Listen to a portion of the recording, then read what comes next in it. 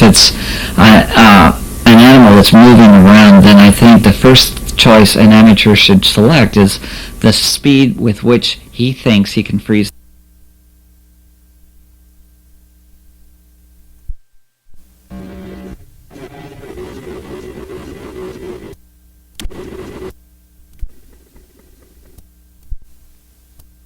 If an animal, the speed, I think the if it's an animal that's moving around, then I think the first choice an amateur should select is the speed with which he thinks he can freeze that movement. If an animal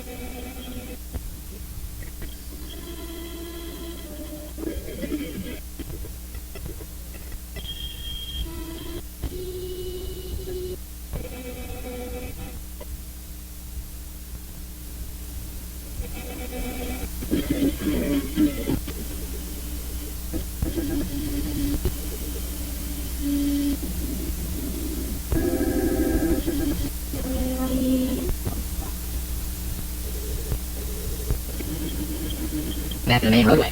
Some shops carry small waterproof, a small notebook and extra pens in your camera bag. Use these to professional photographers.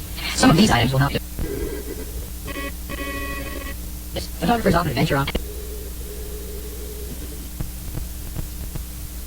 and of your wristwatch, and of your wristwatch, and of your wristwatch. Aids can open or screwdriver in your camera bag, in your camera bag, in your camera. A small one-celled flash, a small one-celled flash, a small one-celled flash, a small one-celled flash, a small one-celled.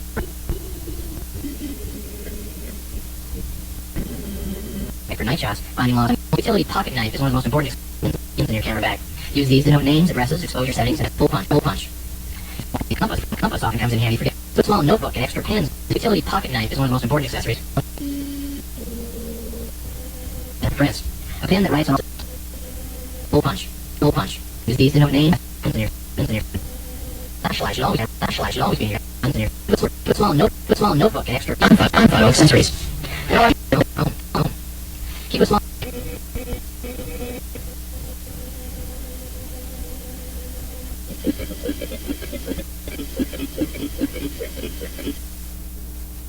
Less than a third of the frame.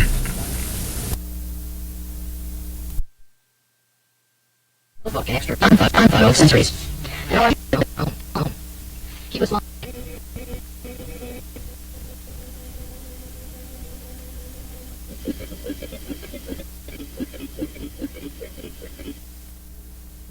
Less than a third of the frame. Photographing a white egret against an expanse of darker water is a good example. The meter reads the dark water and averages it so that it photographs as a middle gray. Consequently, the bird is very overexposed. To get a correct exposure on the bird, you will have to stop down the aperture, less light, or increase the shutter speed, less time, by one stop. Either approach to decreasing exposure will give detail in the white bird and darken the water. When photographing a dark subject against a light background, your camera's meter will average the light background to a middle gray, giving your subject a very dark rendering. An increase in exposure will provide a true white background and capture detail in your darker subject. Backlighting and side lighting.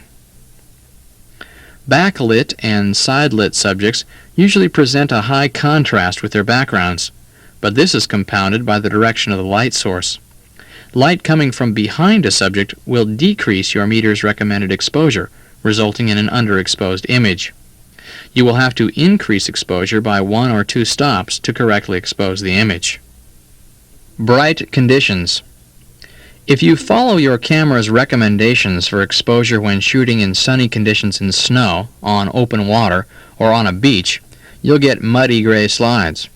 Remember, your camera is programmed to reduce an overall bright scene to a middle-toned average by underexposing it. Under these conditions, open up 1 or 2 stops to set a correct exposure. Low light. Simply obtaining a meter reading at low light levels can be a problem. Open your lens to its widest aperture to make your initial reading. From this base, click through stops to the aperture setting required while counting off shutter speed readings as you go. From a base reading of 1 second at f2.8, a final exposure of f8 at 8 seconds was determined in the following steps through stops.